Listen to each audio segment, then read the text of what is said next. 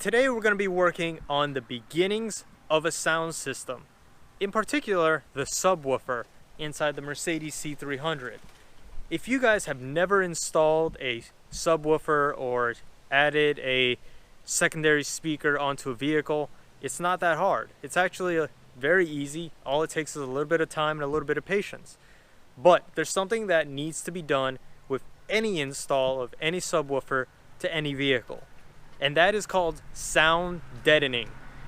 I know what you guys are thinking. Holy crap, Raymond, why do I want to put rubber mats inside my car that are going to dampen the sound?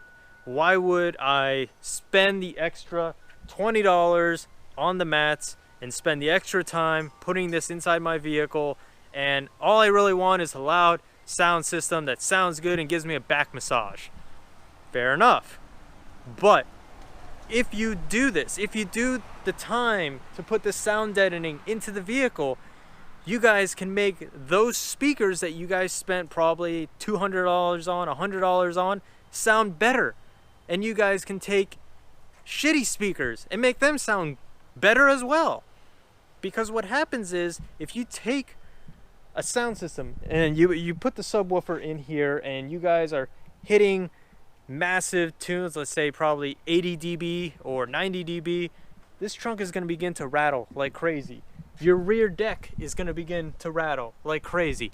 And what happens is, when all of that rattling kicks in, you are now causing all sorts of different sounds, a whole new symphony to occur inside your car, and it takes away from the original sound that you guys had intended. It ruins it. It takes your money and literally throws it down the toilet, and you might as well hit the flush.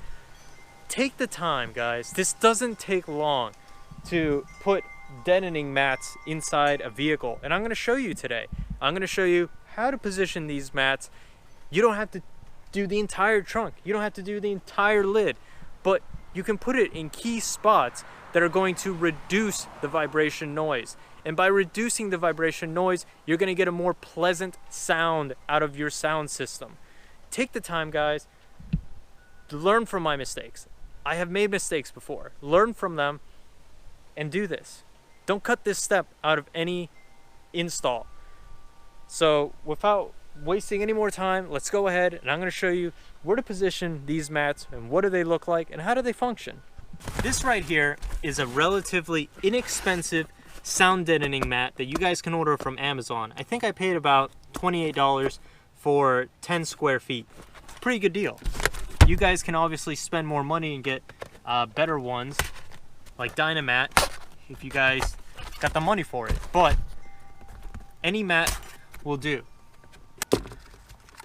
These are them. These are the mats. On the back is the adhesive that's going to get positioned in your car. And then this right here are nice little bubble texture. So when you use your roller, I bought a brand new roller because I needed one.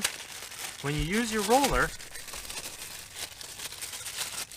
and you press down, these bubbles are going to go away, showing you that you have correctly installed this onto your vehicle.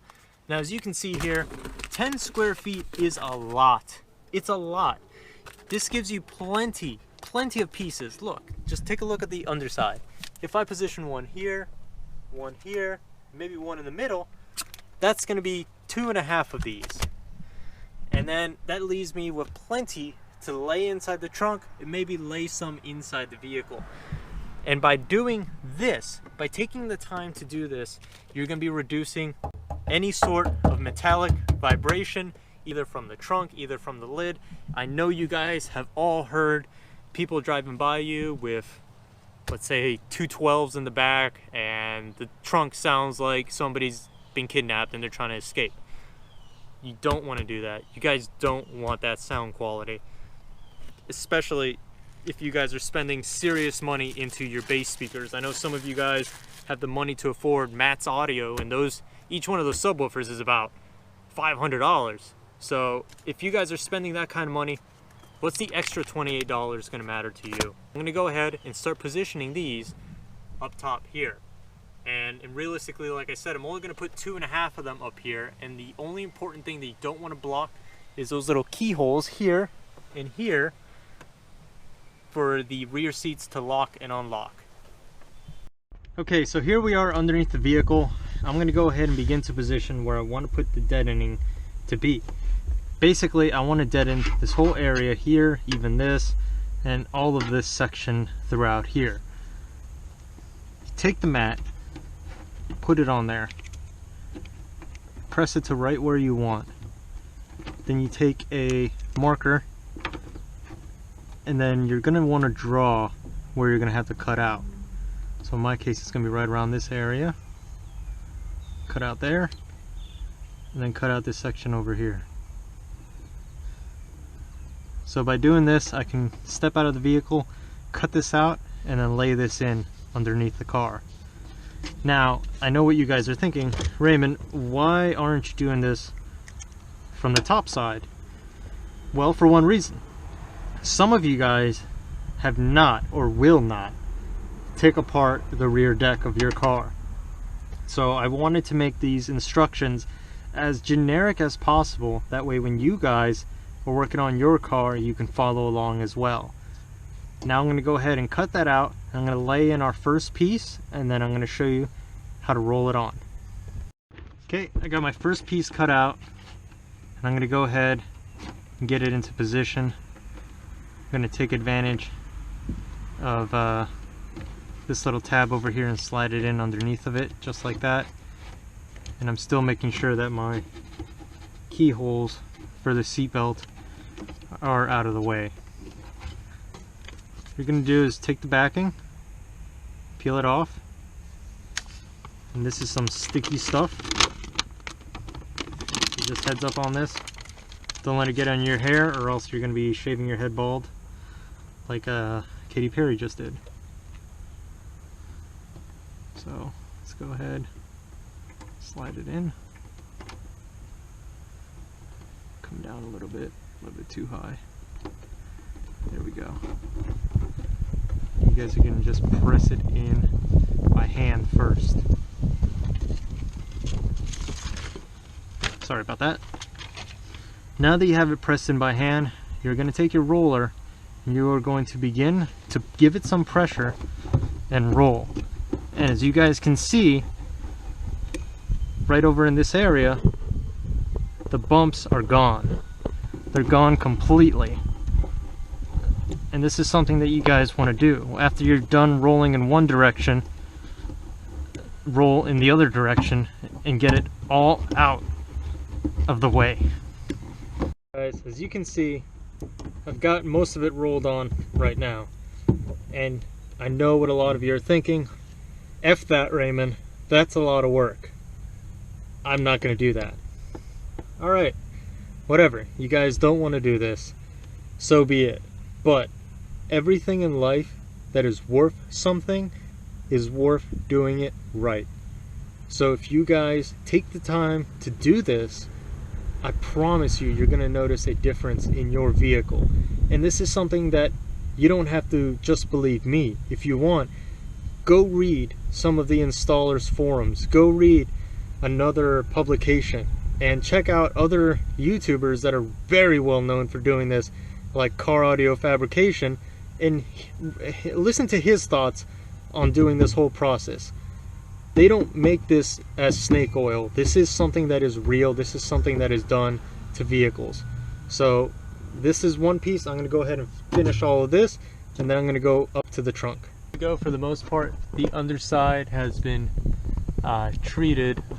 May go back, refill this area over here, but it's totally not necessary to treat 100% of it. You guys can definitely hear the difference already. Any sort of metallic vibration, that metallic noise is gone. So now that we've completed the underside, I'm going to work my way to the trunk lid. Once you have the lip removed, I've removed that thing at least 12 times now. So if you guys would like to see the step-by-step on the lip removal, I'm going to go ahead and leave the link right here for you guys. I'm going to be installing the LED lights from here and putting them into there, and it's very, very simple. The kit comes with everything. You don't need any resistors. All you have to do is come back here and just unplug the actual bulb out of it like that. Come over to this side, unplug it like that, and then pop the units out, which can be a little bit tricky.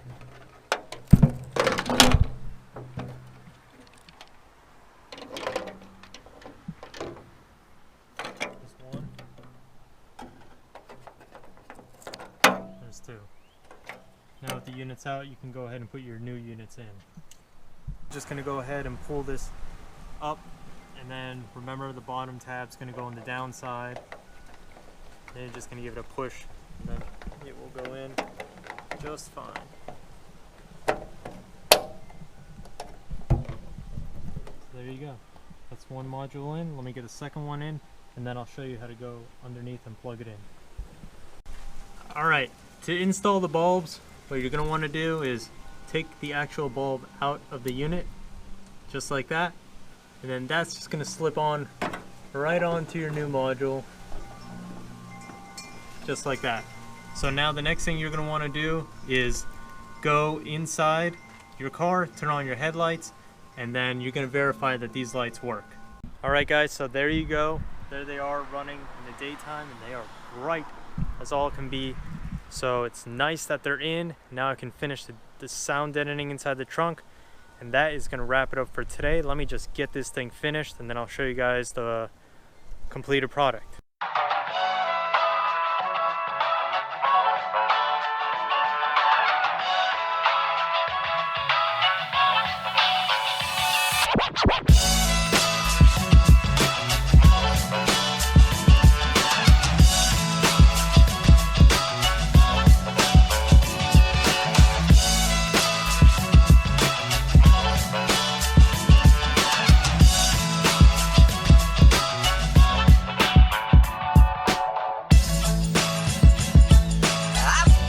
Alright guys, I'm going to go ahead and cut today's episode right here, and the reason I'm doing that is because I want to maximize the content for each of these. That way you guys have a clear understanding of what you need to do for each step of this subwoofer install.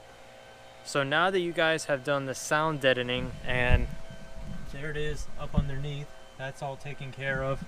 I went ahead and put this right here because this sound deadening also serves as a heat shield, which is going to work great for where I'm going to put the amplifier. And then the whole trunk has been taken care of. Look at that. You can't even hear anything, which is beautiful. That's exactly how you want it. And then the inside of the car,